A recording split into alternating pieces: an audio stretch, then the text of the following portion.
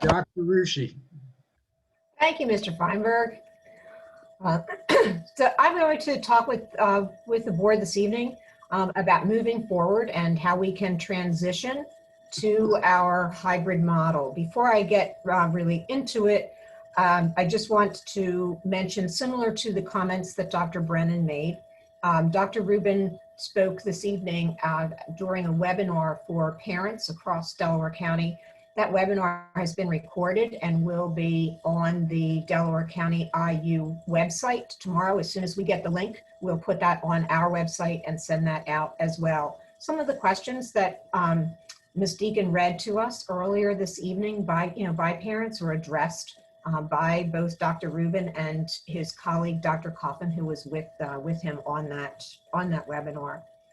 At our October 8th meeting, we have Jean Kasner from the Chester County Health Department scheduled to come to our meeting, and Jean will also address some of the topics that were raised with the questions that Ms. Deacon read earlier. Jean is going to talk to us about how the Chester County Health Department will be looking at data when we call about a case, what their decision-making process will be, if they will be advising us to close a classroom or to close a building. So she'll explain a little bit about that to us that evening. So moving forward, speaking of Chester County Health Department and the some of the data that is there, this, you may remember, we talked about this at an earlier meeting. These are the metrics that have been created to guide schools to take a look at what instructional model should be in place in the district. And you heard Dr. Rubin, one of our board members, asked this evening of Dr. Brennan, is there a possibility that we would be looking to transition, throughout the year? And yes, that is a real possibility, that we could have to go to 100% virtual, either at a particular building or at the district. They're the decisions that the Chester County Health Department will guide us in making. But the metrics that are here help us to look at when is it deemed safe by the Chester County Health Department for us to be in 100% in person in our schools. When is it deemed safe to clearly be within hybrid? When in the virtual or hybrid, maybe a little bit of both, and then when 100% virtual. So those metrics have been pretty clear to us as we've been looking at them, and they're suggesting that you look at 3 consecutive weeks of that. So as we move forward and look at our transitioning process, when we talk about transitioning right from the Chester County Health Department, it is recommended that we do it in a staggered, graduated way, beginning with our youngest of learners, our special needs students who receive high level of special education supports, and we've already started with some of that. Most recent document out of CHOP Policy Lab last week, which is actually the title of it, "The Window is Opening for More Safely Resuming In-School Instruction." And right within that document, they're talking about the stabilization of the data, and that's what we'll take a look at tonight, how the data within Haverford Township and also the positivity rate across Delaware County is stabilized to the point where we can take a look at beginning to transition to our hybrid model. So where are we now? You'll recall in that first column, that's the incident rate. So our incidents within Haverford Township have gone from a high of 46, to a low at one point of 24. But it's been between, within those 4 weeks time span, we never went above the 46 nor below the 24. For the positivity rate within Delaware County, you can see that while that did increase, it has also decreased. And that's what Dr. Brennan was referencing as stabilizing. The differences between 3.9%, 3.19%, you can say that we've pretty much stabilized in our county at around 4%. So let's look on the bottom right-hand side there. Let's look at that set of matrix again. that guide where we can look at in terms of our instructional model. If the only thing we were told to look at was the positivity rate in the county, we would be 100% in person. Because to be 100% in person, if you're only looking at positivity, it's lower than 5%. We are definitely lower than 5% and have maintained that. In order to be 100% in person, you need to meet both of those target points there. A positivity rate of below 5% and the incident rate that is less than 10 per 100,000. So considering everybody back in the building, we are nowhere near that right now. So we're between moderate and high. And I'll remind you again of the time when Dr. Rubin spoke with us and said you need to look at that band that is there. So the band for moderate incident rate, if it's greater than 10 and lower than 40, combined with your positivity rate, you could look at hybrid learning. Well, we don't have the and, all right? So that's and that's there. Then if we had and, we would be definitely would be a clear decision for us. But when we look at the high community rate, that band that is there is greater than 40 and lower than 80. And that's where we are. We're at the lower end of that incident rate band. And our positivity rate is still, a very good positivity rate for us to have. So we feel with that information, and again, the stability of that information, that we can transition to our hybrid model. As a reminder, our hybrid model is a cohort model that has the students in A or in a B cohort. That model was selected out of the Mid-Atlantic regional work that was done that the Pennsylvania Department of Education had commissioned. And those models that were studied were viewed to be models where you would have the greatest likelihood to maintain your in-person learning for the greatest length of time. And what was recommended, and that document is still on our website, what is recommended in a hybrid model, we would have the greatest likelihood with the model of the A-B, and having some students Monday, Wednesday, other students Tuesday, Thursday. Before talking about that, I want to remind people the sole reason that we need the hybrid model is to achieve the 6 feet of social distancing. So when people talk about other schools and what other schools are able to do, we can't speak for those other schools. We have no idea what their facilities are like. We have no idea the square footage of their classrooms and how many desks they can accommodate in those classrooms when they are maintaining the 6 feet of social distancing. We have a responsibility to do all we can do to keep our students and our staff safe. And that 6 feet of social distancing has been made very clear to us that is extremely important. So that's what puts us into this hybrid, half of our student population one day, half of our student population another day. For the most part, our cohorts have been identified by alphabetical order.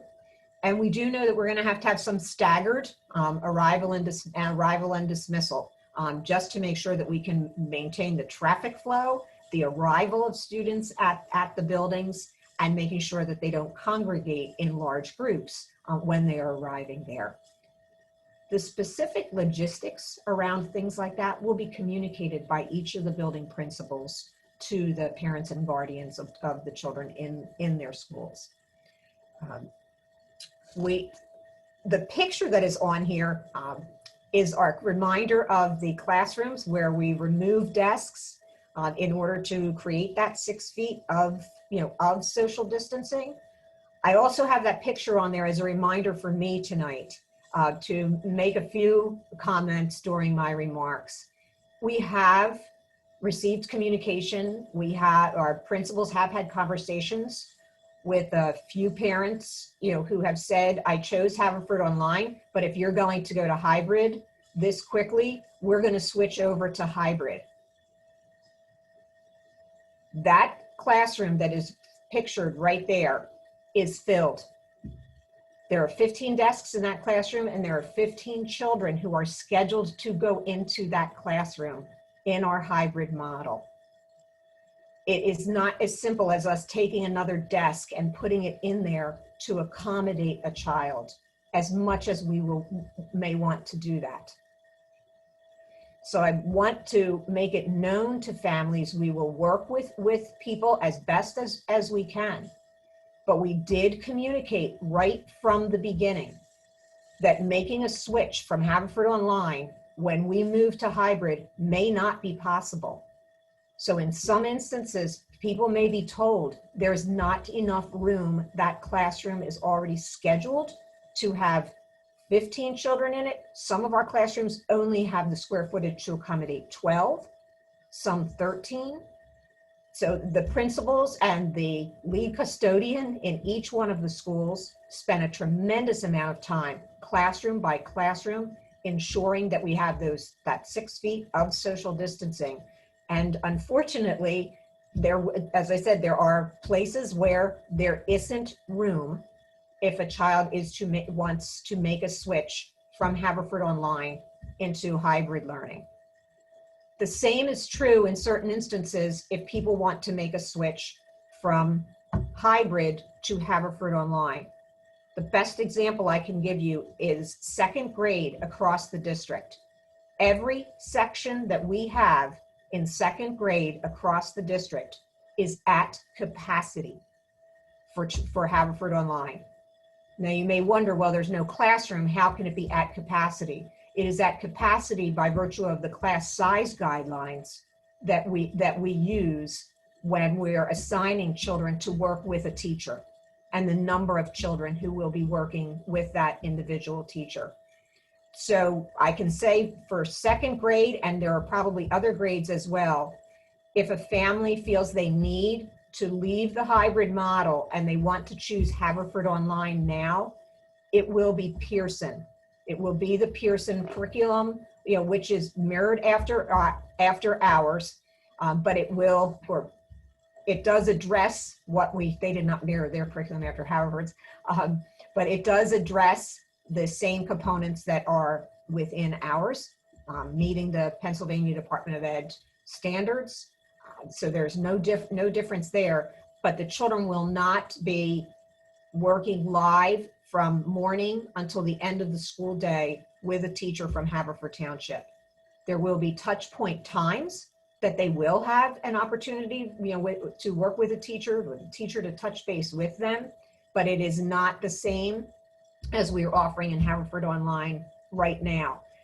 That's why we were trying to say to people in the beginning that the choices that were being made were so important because of all of the planning that needed to go in to make that happen. The school board hired 6 additional teachers to make all of this work. 3 of them were budgeted for. We knew with enrollment that we may be needing some additional teachers, but 3 were not budgeted for. So we cannot keep adding. We would not add teachers for one or two children, making that transition. We'll do our best to work with families, but I can't stress enough that I don't want people out there thinking, well, I'm just going to do this now and I'm going to transition to something else at a later point in time. Moving along, just a reminder, briefly, just to show again the schedule. This was the schedule that Mr. Dunnigy had shared with us when we had the principals talk about a day, and what this would look like with our hybrid model. The students going to each one of their 4 block classes, a grab and go lunch, and then the students who have been at home that day would have block 1s through 4 meetings with their teachers in class each of those afternoons.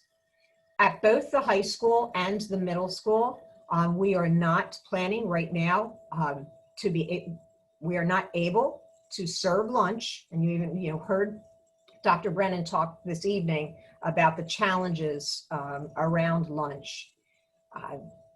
Even though half of the children are in the school, that is still over 900 children at the high school, and it is still close to 800 children at the middle school.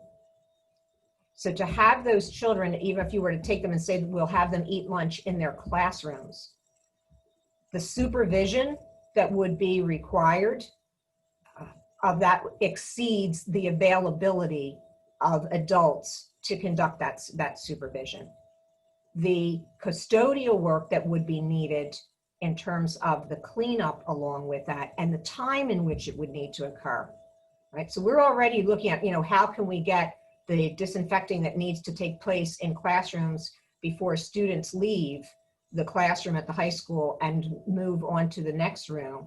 Then to add the lunch piece on top of it is going to require even more staffing than we have in the building. Once we get into this hybrid model, if we see some changes that we can make to that lunch process at the middle and the high school, and maybe have students there for longer, we can look to see what we can do, what we will be able to do with that. At the secondary level, we are also moving to having cameras in the classroom. We're not going to be starting out on October 5th with cameras in the secondary classrooms, but we are moving to that model so that will facilitate that learning for the classes. It will also facilitate if a student is quarantining for 10 or 14 days and cannot be in the classroom. So they're the things that are also underway, and we're looking to do that with some funding that has become available to us through the Delaware County Council. All of these things cost money. That's quite a lot to look at those cameras. But with that funding that we received notification of, there's a possibility that we will be able to do all of them, but we're moving in that direction. We're not going to be there on that first day.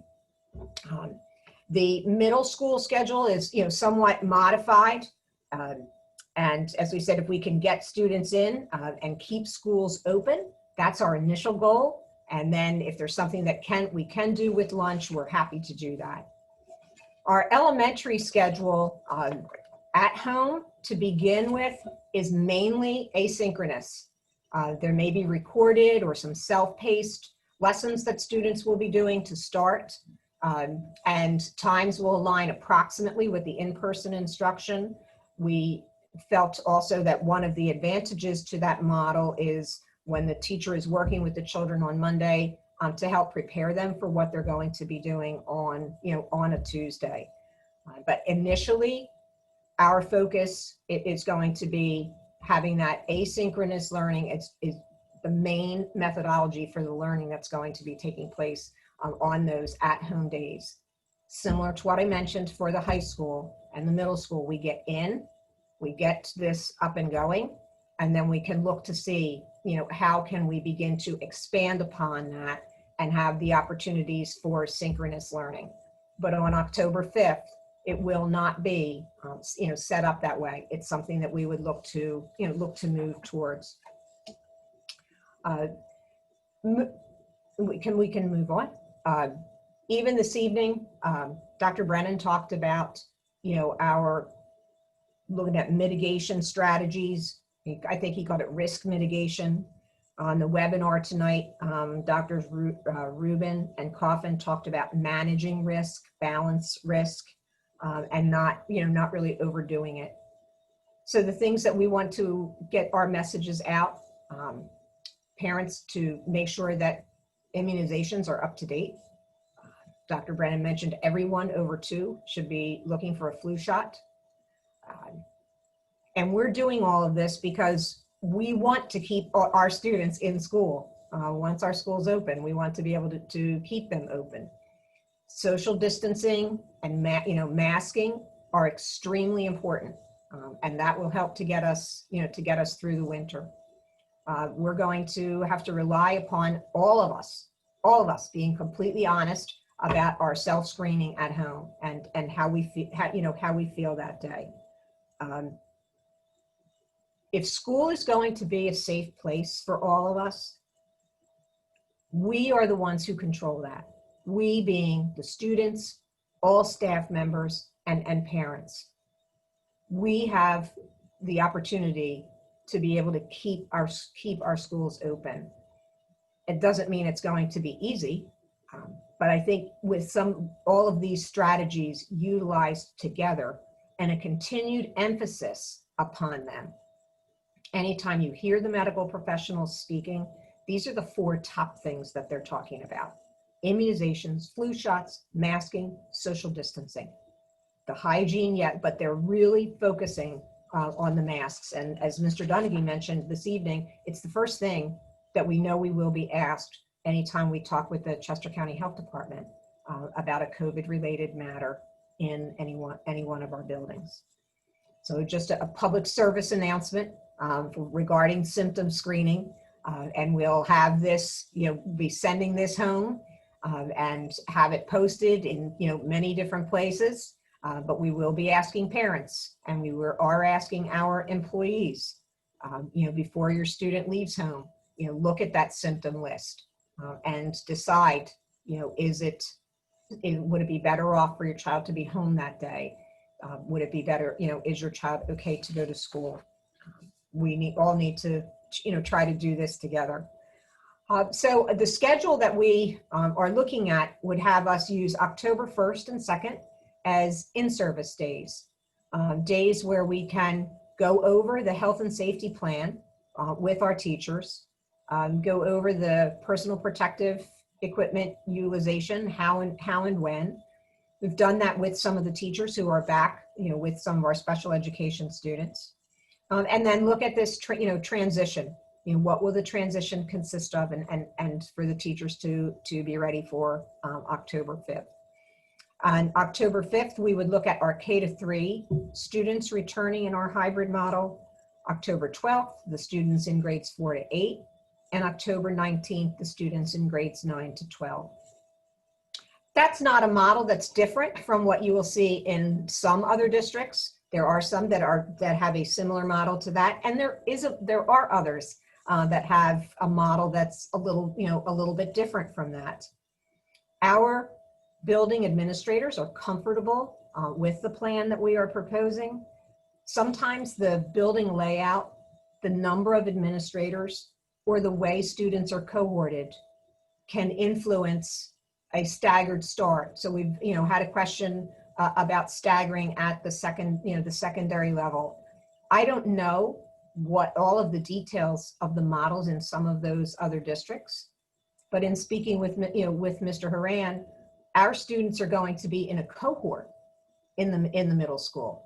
So there's absolutely no reason to stagger their start, and other than to bring all of them in.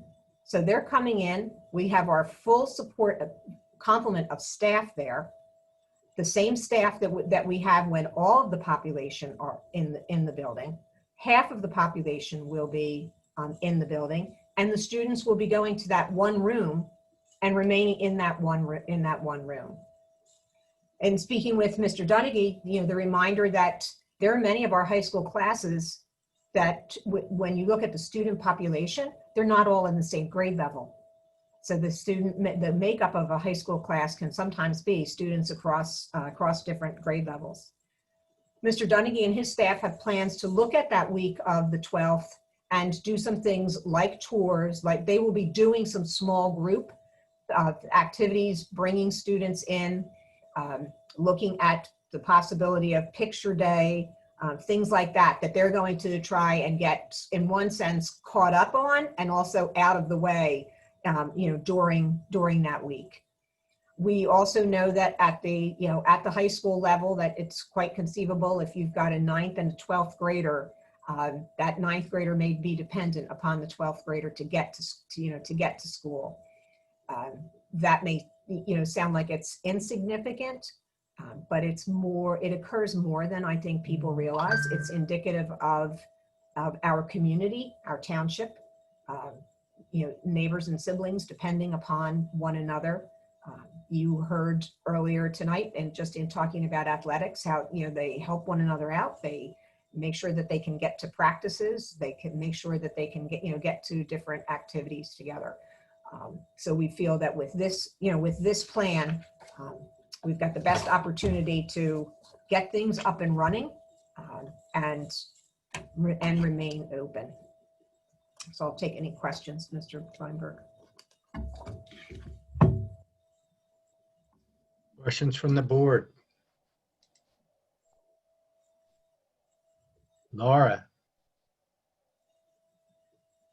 Hi, Dr. Reusche. Thank you. I'm excited for the kids to get back in school.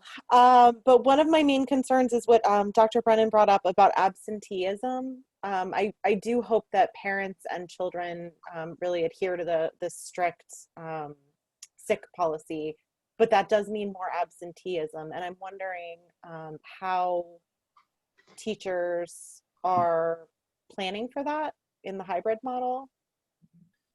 I don't know if that's something you can comment on. I mean, it's a little bit class specific, but do we have any sort of overarching policies on that? Nothing as formal as a policy. At the secondary level, we know that that's where something like cameras will help in there with students who are at home. At the elementary level, it's not as clear. If a student is out for a few days, do we treat that like we would have treated that at any other point in time? If a student has to be home for 10 to 14 days, that they're some of the things that the building principals and the teachers, in conjunction with Jen Saxa, are finalizing this week and into next. Okay, great, thank you. That was my only question. Next, Antoinette. Great, thanks. Thanks, Dr. Reusche, for putting this together. I really appreciate the detail and the scheduling, and I'm excited to to get going on having our students come back into school. So I do have a couple questions on the virtual days. So I know you said at first when we return, it'll be more asynchronous. I guess my question then is what lessons were learned from the spring that are now being applied to the asynchronous days here? Because I think there was that there was a lot of frustration with the asynchronous learning in the spring, and I know we've had a lot of in-service days. We've had a lot of time to now hopefully make that better. And so just to help the community understand how is this, if it is asynchronous, at least to begin with, how is this going to be different from what was happening in the spring? So two things that will influence that.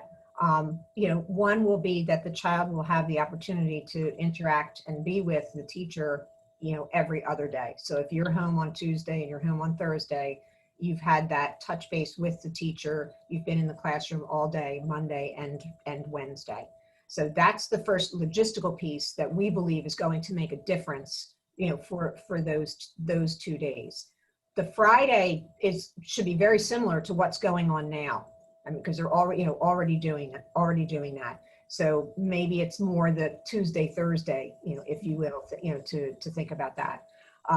The other piece is that teachers have already started and have worked into their schedule. I mean, we've only been in school for a few weeks, but yet that schedule has been developed, and they themselves are not going to want to, be backing away from pieces of that. So they're going to want to keep moving.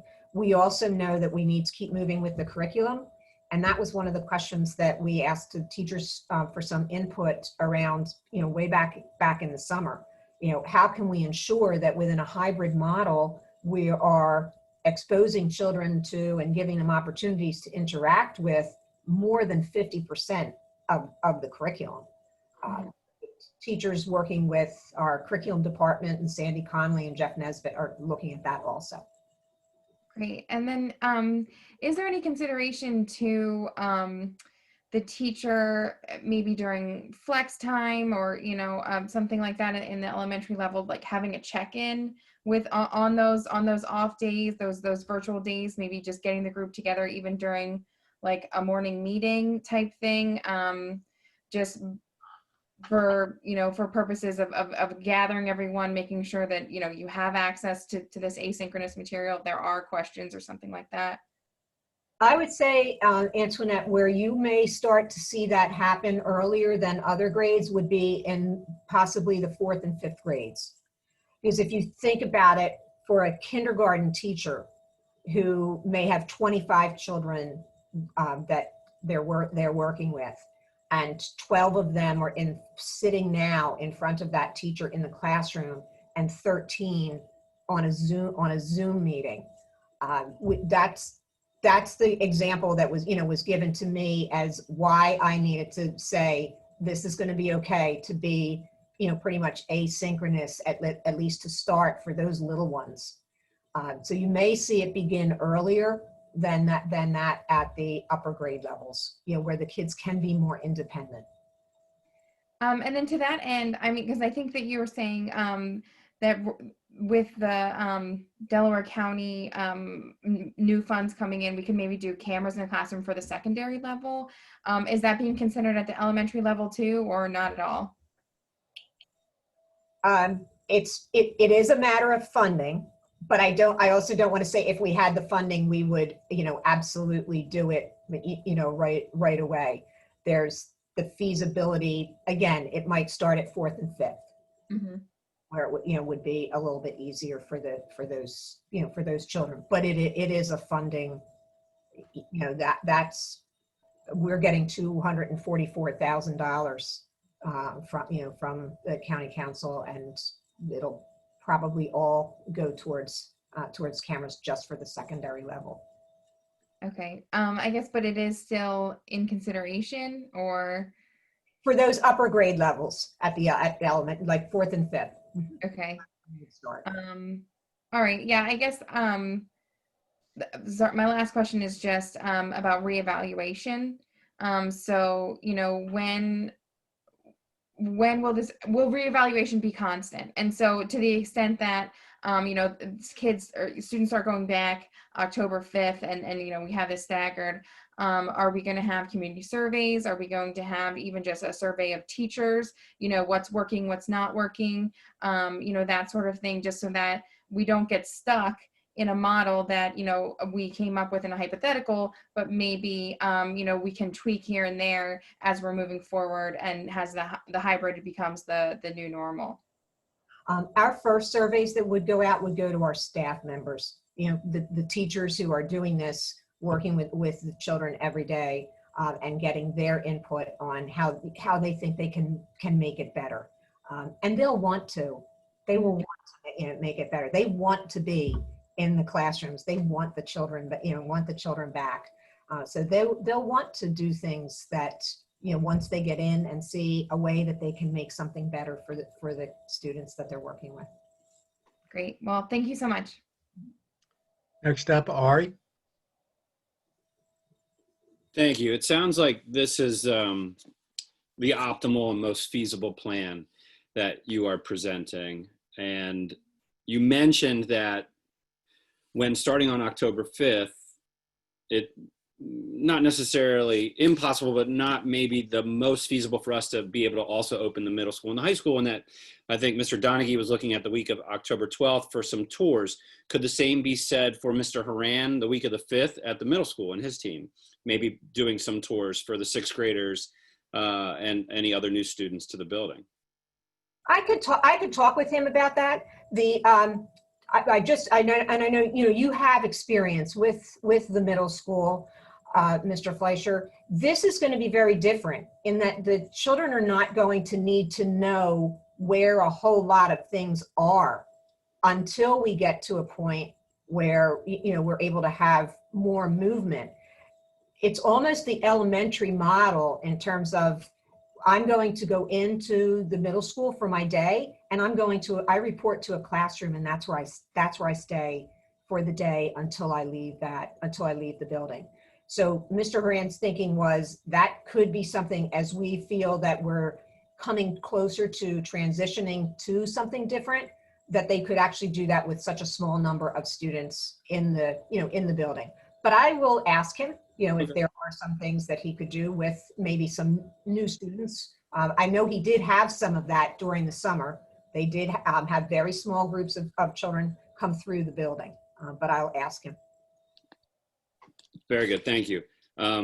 As with the move to the virtual school environment and Haverford Online, the community responded accordingly, the teaching community responded accordingly, and the administration as well. There was an incredible effort. It required a lot of hard work and determination and patience. And so I just want to echo that same amount of determination, patience, and effort will be required on all of our parties to make this the most successful hybrid model that it can be. So once again, go forwards and let's crush this. Next up, Bridget. I just, you mentioned in-service days on October 1st and 2nd. Can you clarify if that means students are off those days, or if there's going to be some asynchronous learning or anything? Students are off those days. Okay. And for, I'm thinking of the high school and the cameras in the classroom. So that envisions a model where in a class of 25 kids, like you said, there'd be 12 in the classroom and 13 Zooming in to watch the teacher in, delivering content and activities while they're at home, and then it would flip. That's correct. So then is going to be throughout the school that's the plan, or is it going to be like each teacher, each block decides if that's the way they'd want to do it? Because the hybrid schedule that we've seen for high school has the in-person from 7:30 to 12:30, and then the kids who are home checking in for smaller blocks of time in the afternoon. But then it sounds like maybe kids would be participating in class during the morning, you know what I'm saying? Like, Yeah, I know what you're saying. It's not an easy answer, Bridget, because we don't have the cameras. So that, that's one thing. And we know that we will have some. So it may be a teacher thing, like, I'm ready, let me explore with this and see what I can do and get them out that way. Because we know that we're not going to have the whole building outfitted even by the end of October. so yeah, I think it just sounds like, since that's a new iteration, a new kind of possibility, it sounds like people should plan for some patience and flexibility as that's rolled out and tested and tried, and that high school kids should be thinking like, oh, they might have to wake up on their at-home days to participate in those morning blocks of time, in addition to the afternoon segment that they were thinking of. And then this goes to a question that we've heard from some community members about the possibility of recording content that teachers are delivering. And I can imagine there being lots of technical and storage and challenges to that, but could you just speak to the thought of the district on making recordings of all the classes available?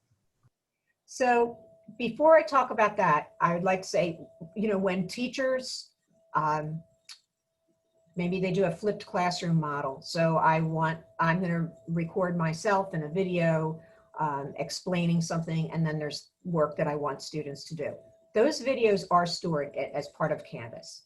So that, students can still go back and look at what the teacher in the classroom has identified, for them to work with. So they can put videos into Canvas. The idea of recording the full hour or, hour and 15 minutes of a block and storing that is storage capacity that we do not have. And at this point in time, we're looking at the limited funds that we have. I would not even recommend that we move to that in a district of our size, to be able to store all of those videos from every class and every classroom. So if you think about it, at the high school, each classroom has 4 classes in it. So that's every single room. So those of you who have been to back to school nights and such, at the high school, you know how many classrooms there are around there, and think about, all of that video recording. It's not something that we have the capacity to store and archive. Next up, Dave. Hello there, everybody. First of all, very, very excited to get back. I know a lot of parents are. So thank you for, getting for putting this plan together. I think it's great. I said a couple of quick questions. One of them, we heard from a lot of parents, especially of the younger children, K through 2 especially, that they had some issues of the very basic workings of their technology. What's a window? What's a link? Some of those kinds of things. With going back to the partially in class, partially home, when they're in class, will there be some time given, but one-on-one teachers with students, getting them fully up to speed with those devices? Will there be some explanation of that, like a quick thing in the morning saying, tomorrow you will go to this link, here's your window, here's your meeting? Will there be some effort to do that to get them fully integrated with this Yes. technology? Yes. Okay. Teachers had even talked about that as one of the downsides in the spring, was that they had not had an opportunity to go through some of the technology and some of the applications that they were using with the children. So that they Imagine. I have a 5-year-old, and yeah, explaining those things for ABC Mouse and such can be difficult. So I'll make sure. The other question I had is this: because we're going to be in, because they'll be in school some of the days. Another issue that we've heard is that a lot of kids, after staring at their screen all day, will get headaches, migraines, and so forth. I know we want to limit the passing out of papers and passing out of, materials and so forth, but just to help to limit some of the screen time during the at-home days, is it possible to migrate to do some of that, just so the kids can take their eyes off of the screen for half hour or, every so often, just to get a little bit of a break? I am not anticipating that it will be all day long on the screen when the children are at home. They've got materials and things that they'll be bringing back and forth, and direction from the teacher for things to work on the next day. Okay, great. And then one last thing, could you go back to the slide actually with the CCHD guidelines, the positivity rates, and right there. Yep. I just want to be sure that parents have the. I want to set expectations here. Hypothetically, even if we were to get to that incident rate per 100,000 of below 10, and even if we were to get below, and remain at the lower than 5% positivity rate, I think it's important to point out that the in-person model this year would be absent of a game changer. We have to maintain some of the other standards, like 6-foot distancing. I know that for our schools, we don't have the room for that. So I just want to make sure nobody thinks that, like I said, absent a game changer, absent miraculous, treatment or anything coming out, or major change to policy in some way. That's not going to be possible. I just want to point that out. Yes, thank you, Dave. As long as the 6 foot is something that we have to adhere to, we can't change what we're doing. Okay, great. That's all I had. Thank you. Any other questions or comments from the board? I had my hand up. Kristen had, yeah. Kristen. Hi. So just a few questions. I noticed we have mask breaks on the schedule. I'm just wondering if those are still advisable, and if we want to consider lunch or maybe recess time to be those mask breaks, or if we're still considering time beyond lunch. Yes, and we have been guided by Dr. Rubin and also from Chester County that do mention that, but Dr. Rubin, that they should be short in duration. If they do occur inside the school building, then perhaps it's at a time where, all right, for the next 10 minutes, we're going to do sustained silent reading, or here's something that you're going to work on independently, and that would be no more than 10 minutes, at length. If they can be tied to being outside, then that's, all the better. So that, they have given us some recommendations or, suggestions, if you will, for that, particularly for the youngest of learners. Okay, great. And then in terms of busing, what kind of training are we providing students and families for the procedures that they're going to need to get on the bus for the first day back to school for hybrid? Well, We have two adults on the bus now. So, and we have already been transporting to the public, the private parochial schools that are open. So I have had an opportunity to talk with Mr. Ramplin about how that is going. It will make arrival to school a little bit slower that first day, but that additional person on the bus, will be guiding them and actually what they need to do for those first days. Okay, great, thank you. We are, Kristen, if I could mention though, you reminded me there, we really could use parent help at the bus stop, ensuring that there's social distancing, as the children are waiting for the bus. Great, so just to add to that, is there maybe some sort of communication or reminder that will go out to families, kind of, quick fact sheet, or, what to do when getting your child on the bus or ready to get on the bus? Yeah, we can add that with our, the screening things that you should be looking for. Perfect, thank you. Laura, Yeah, Kristen's question just reminded me of another question. Are we providing spaces for teachers to take mask breaks? Do teachers have adequate facilities so they can take a break during the day with their masks? There's an area that's identified for, where teachers can go. There's actually a capacity limit that will be communicated as well for, for that room. It is not advised that if there are other people in the room that they remove their masks, because again, they're adults.